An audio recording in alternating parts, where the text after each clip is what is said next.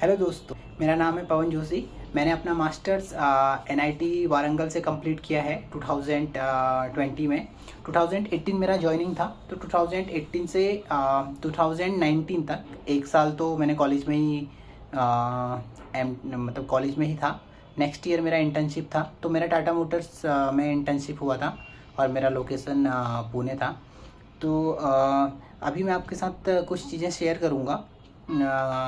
मेरा इंटरव्यू कैसा था इंटर्नशिप के लिए, और मेरा एक्सपीरियंस कैसा था NITW में, और उसके बाद मेरा as a intern in Tata Motors में क्या एक्सपीरियंस रहा। उसके बाद मेरा जब मैं यहाँ परमानेंट हुआ तो उस समय मेरी क्या पोजीशन है, और मेरा मतलब क्या डिपार्टमेंट मुझे मिला था यहाँ पे। क्योंकि मेरा एक्चुअली जब मैं एमटेक के लिए गया था NIT वारंगल में, तो मेरा इलेक्ट्रिकल पावर सिस्टम था।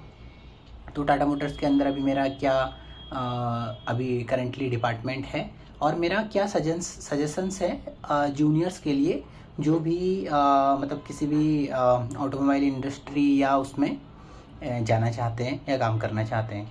तो सबसे पहले मैं शेयर करना चाहूँगा अपना 1 साल का एक्सपीरियंस NITW में। तो जब हमने इनिशियली ज्वाइन किया तब हम इतने ज़्यादा फोकस नहीं थे, तो मैंने ध्यान दिया था कि कुछ मतलब हम कुछ लोग गेट के लिए प्रिपेयर कर रहे थे, और कुछ लोग उसका हमारा फर्स्ट ईयर का सिलेबस कंप्लीट करने का ट्राई कर रहे थे। फर्स्ट ईयर का सिलेबस एक्चुअली थोड़ा लेंदी होता है NITW में। NIT वारंगल में लेंदी था मेरे पर्टिकुलर, मेरा ऐसा एक्सपीरियंस है, मेरा पर्सनली ऐसा मानना था। तो फर्स्ट ईयर में हम ऐसे ज़्यादा प्रिपेयर कर नहीं पाए थे गेट का एग्ज़ाम। तो सेकेंड ईयर में कंपनियाँ, मतलब फर्स्ट ईयर के एंड में इंटर्नशिप के लिए कंपनियाँ आना शुरू हुई थी। तो मैंने 2 से 3 कंपनी के इंटरव्यूज़ दिए थे, तो मेरा फाइनली टाटा मोटर्स में सिलेक्शन हुआ था। तो मैं अपना एक बार इंटरव्यू का एक्सपीरियंस एक बार शेयर करना चाहूँगा कि क्या था। मेरा सेकंड या थर्ड नंबर पे मतलब मेरा इंटरव्यू था। तो अराउंड 40 या 50 लोगों ने रिटन एग्ज़ाम दिया हुआ था, जिसमें से 15 टू 20 लोगों का सिलेक्शन हुआ था रिटन एग्ज़ाम में। तो वो जो एग्ज़ाम हमने दिया था उस समय पे वो हमने अपने रूम में ही दिया था बैठ के, अपने कंप्यूटर सिस्टम से रिटन एग्ज़ाम था।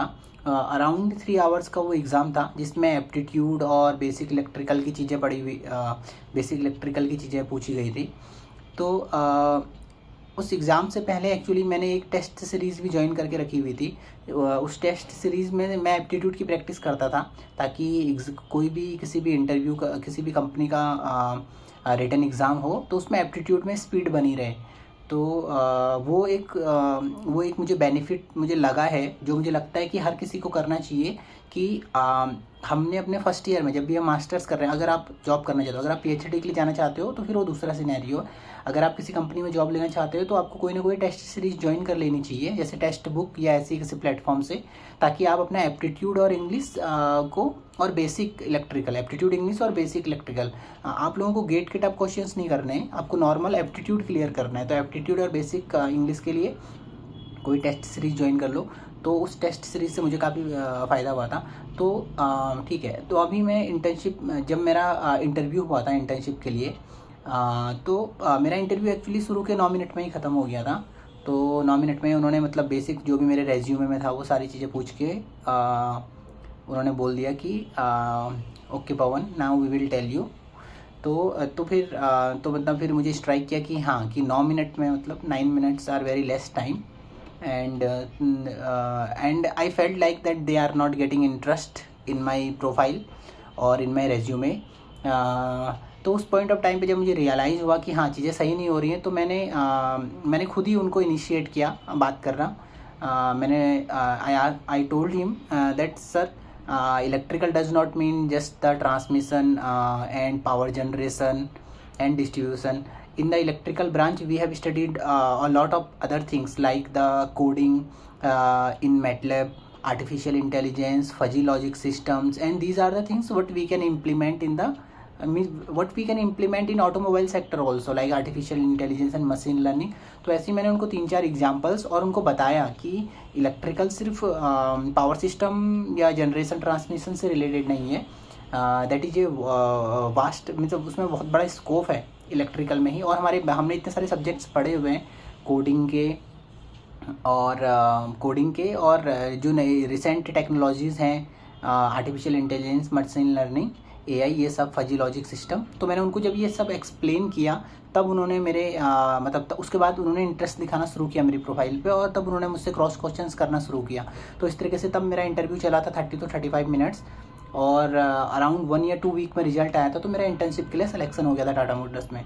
तो इंटर्नशिप के लिए सिलेक्शन होने का मतलब ये नहीं होता कि तुम्हें परमानेंटली तुम्हारा जॉब लग गया है, मतलब तुम एज ए इंटर्न ही हो। तो वो 1 साल बाद जब हमारा इंटर्नशिप ख़त्म हो जाता है तब वो लोग डिसाइड करते हैं कि we will get the job और नॉट।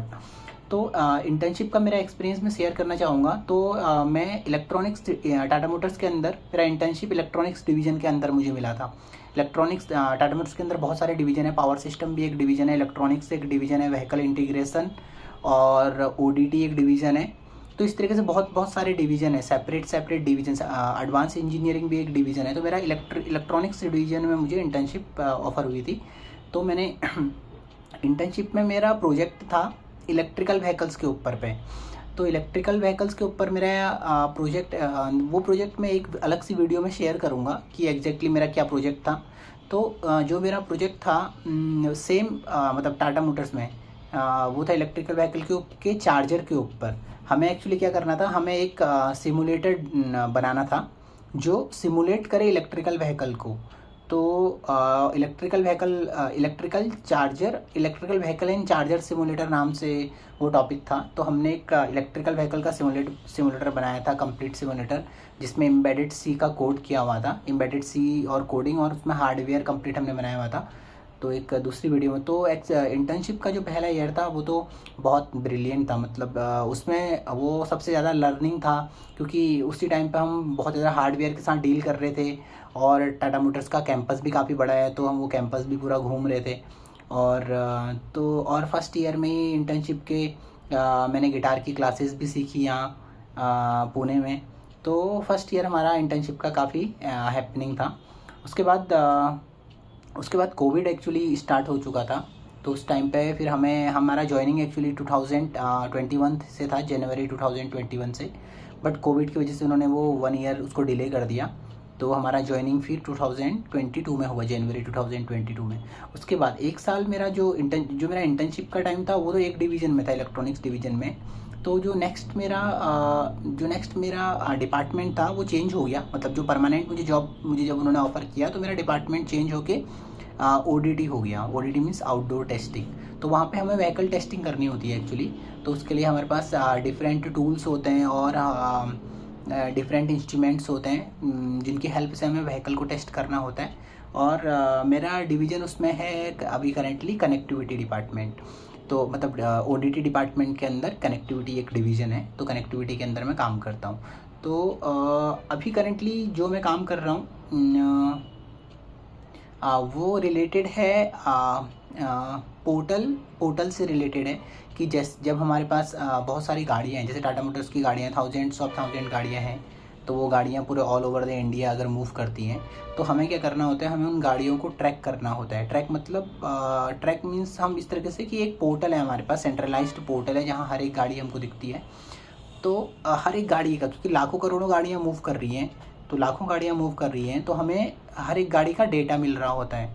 तो अभी क्योंकि हमें पता है कि data is the fuel for the coming generations. तो उस डेटा से हम कैसे डील करें, मतलब उस डेटा को साथ हम किस तरीके से डील कर सकते हैं in order to produce the best results. जैसे हम एआई, जैसे हमें पता है कि आर्टिफिशियल इंटेलिजेंस और डेटा इंजीनियरिंग में क्या होता है कि हमारे पास बहुत सारी चीज़ों का, बहुत सारे व्हीकल्स का डेटा होता है, हम उस डेटा से सिमुलेट करके मॉडल्स बनाते हैं। जैसे आर्टिफिशियल इंटेलिजेंस में हम क्या करते हैं, न्यूरल नेटवर्क को ट्रेन करते हैं डेटा की हेल्प से। तो कोर मेरा काम एक्चुअली ये न्यूरल नेटवर्क के ऊपर नहीं है, यहाँ पे हमें एक्चुअली व्हीकल टेस्टिंग के ऊपर ही काम है। पर उसके कॉन्सिक्वेंसेस हैं कि अगर हमारे पास इतना सारा डेटा आ रहा है गाड़ियों का, तो हम उसको बहुत डिफरेंट डिफरेंट उसमें यूज़ कर सकते हैं। सजेशन है जूनियर्स के लिए, या जो लोग भी एनआईटी वारंगल से, मैं बोल सकता हूँ, जो लोग भी एनआईटी वारंगल से अगर, या किसी भी तुम कॉलेज से एमटेक कर रहे हो, तो एक चीज़ मेरा सजेशन है, जो मैंने चीज़ यहाँ पे फील किया हुआ है कि जब हमने आर्टिफिशियल इंटेलिजेंस लर्न किया था, सीखा था IIT वारंगल में, तो उस समय हमने मैटलैब कोडिंग से सीखा हुआ था। जबकि मुझे ऐसा लगता है कि पाइथन लैंग्वेज से आर्टिफिशियल इंटेलिजेंस लर्न करना ज़्यादा बेटर रहेगा इन फ्यूचर में, क्योंकि तुम स्विच कर सकते हो। तब मैंने ध्यान दिया है कि पाइथन लैंग्वेज से, जो पाइथन लैंग्वेज में ज़्यादा चांसेस या ज़्यादा अपॉर्चुनिटीज़ रहती हैं अगर आप लर्न करोगे। तो अगर आप पाइथन लैंग्वेज इतना टफ नहीं है लर्न करने के लिए। तो पाइथन लैंग्वेज में ऑलरेडी लाइब्रेरीज़ हैं बहुत सारी आर्टिफिशियल इंटेलिजेंस में जो यूज़ होती हैं, इसलिए भी पाइथन बहुत इम्पोर्टेंट हो जाता है जब भी हम आर्टिफिशियल इंटेलिजेंस की बात करते हैं। तो क्योंकि मुझे ऐसा लगता है कि आर्टिफिशियल इंटेलिजेंस एक बहुत ही डाइवर्स एरिया है, जहाँ पे जो रिसर्च के लिए अगर हम कोई टॉपिक भी अगर हम अपना एमटेक का, मास्टर्स का, अगर आप कोई अपना टॉपिक भी रिसर्च के लिए अगर लेना चाहते हो, तो उसमें आर्टिफिशियल इंटेलिजेंस एक बहुत ही अच्छी चॉइस है। क्योंकि आर्टिफिशियल इंटेलिजेंस एक स्टैग्नेंट एरिया नहीं है, वो हर दिन एक्सपेंड हो रहा है और होते ही रहेगा। तो इसीलिए आर्टिफिशियल इंटेलिजेंस क्योंकि हम और पाइथन एक ऐसा है जिसमें इनबिल्ट लाइब्रेरीज बहुत सारी हैं, तो इसलिए वो एक बेटर चॉइस रहेगा सीखने के लिए। अभी टाटा मोटर्स के जिस पार्ट में मैं हूँ, हम इसे ERC बोलते हैं, इंजीनियरिंग रिसर्च सेंटर। पर मेरा एक सजेशन है कि जैसे मैं एक एग्जांपल से बताना चाहूँगा आप लोगों को कि एग्जांपल है ये क्रोएशिया एक टीम है फुटबॉल की। तो क्रोएशिया एक बहुत बड़ा कंट्री नहीं है, बहुत स्मॉल कंट्री है, पर फिर भी वो फुटबॉल के फाइनल में पहुँचता है हमेशा से। तो ये सब इसलिए है क्योंकि वहाँ का इकोसिस्टम इस तरीके से डेवलप है कि वहाँ आसान है लोगों के लिए। उनको बचपन से फुटबॉल के उसकी ट्रेनिंग इस तरीके से दी जाती है कि वो लोग पहुँचते हैं वहाँ पे फाइनल पे। पर सिमिलरली इंडिया में रिसर्च का इकोसिस्टम अभी इतना डेवलप नहीं हुआ है, तो कोर रिसर्च वाली चीज़ें इतनी ज़्यादा होती नहीं है। तो हमें इतना, अगर आप कोर रिसर्च में जाना चाहते हो तो अब आपको PhD करना एक ज़्यादा बेटर ऑप्शन रहता है, क्योंकि PhD ही एक अकेला तरीका रहेगा कि आप कोर रिसर्च में आगे को बढ़ोगे। पर अगर आपको लगता है कि जॉब लेना पहले बेटर है, उसके बाद आप थोड़ा टाइम लेना चाहते हो और डिसाइड करना चाहते हो कि आपको अपने फ्यूचर में क्या करना चाहिए, जॉब करनी चाहिए या आपको रिसर्च एरिया में जाना चाहिए, तो आप कुछ समय के लिए कोई जॉब करके देख सकते हैं। क्योंकि जॉब में भी बहुत सारी लर्निंग्स होती हैं। जैसे अभी मैं टाटा मोटर्स में जॉब करते हुए मैंने बहुत सारी चीज़ें सीखी हैं। जैसे टाइम मैनेजमेंट सीखा है, हमें पता चलता है कि हम अपना कितना टाइम वेस्ट कर रहे हैं, कितना टाइम यूटिलाइज़ कर रहे हैं। हमें प्रोजेक्ट्स टाइम पर कंप्लीट करने होते हैं, तो हमें टाइम को मैक्सिमली यूटिलाइज़ करना होता है, किसी एक्स्ट्रा एक्टिविटी में टाइम वेस्ट नहीं करना। स्ट्रेस मैनेजमेंट, क्योंकि बहुत सारे projects at the same time चल रहे होते हैं, तो हमें ये सारी चीज़ें मैनेज करनी होती हैं। तो अगर आप जॉब करोगे तो बहुत सारी चीज़ें हैं जो आप सीखोगे, जो आप नहीं सीख सकते हो अगर आप लगातार स्टडी कर रहे हो। तो अगर आप मास्टर्स अपना कंप्लीट कर लेते हो और अगर आप थोड़ा सा अपना चेंज करना चाहते हो कुछ समय के लिए, तो आप एक जॉब कर सकते हो। अगर आपको PhD करनी भी है तो आप 1 या 2 या 3 ईयर्स के लिए जॉब कर लीजिए। आप जॉब से बहुत सारी लर्निंग्स होंगी जो कि आपको बेनिफिट करेंगी आने वाले टाइम पे PhD में।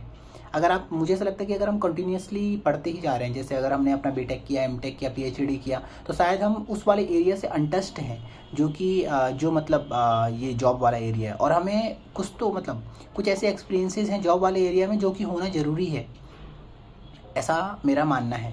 तो इसलिए अगर हमें जॉब की अपॉर्चुनिटी मिलती है मास्टर्स के बाद, तो मुझे लगता है कि हमें ले लेना चाहिए। हमें 2-3 साल जॉब करके देखना चाहिए। अगर चीज़ें हमारी अकॉर्डिंग मिलती हैं, या हमारे इंटरेस्ट में लाई करती हैं, जैसे अगर जिस चीज़ पे हम रिसर्च करना चाहते हैं या उसी तरीके का वो जॉब प्रोफाइल है, तो हमें कंटिन्यू करना चाहिए। अगर हमें लगता है कि चीज़ें हमारे इंटरेस्ट पे नहीं जा रही हैं, तो हम चेंज करके PhD के लिए आ सकते हैं। तो पर मुझे लगता है कि हर किसी को जॉब का एक ना एक बार मास्टर्स के बाद एटलीस्ट सीधे PhD में नहीं जाना चाहिए। ऐसा मेरा पर्सनल सजेशन है। तो दोस्तों आज की वीडियो में इतना ही। एक वीडियो में और बनाऊंगा जिसमें मैं अपना टाटा मोटर्स में जो मैंने इंटर्नशिप में प्रोजेक्ट किया था और उसके बारे में बताऊंगा, और एक वीडियो भी है मेरे पास जो कि वो प्रोजेक्ट कैसे वर्क कर रहा था, वो वीडियो भी एक बार आप लोगों को दिखाऊंगा। So thank you friends.